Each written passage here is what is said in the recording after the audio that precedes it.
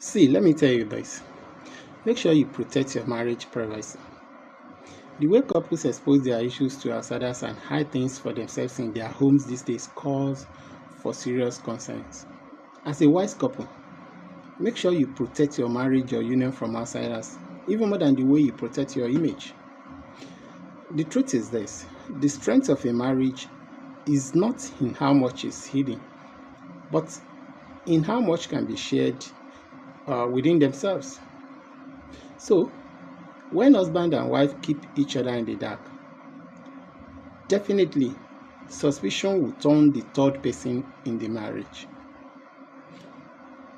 Don't only share your bed, share your bodies, share your dreams and aspirations, share your fears and also your future and wings together.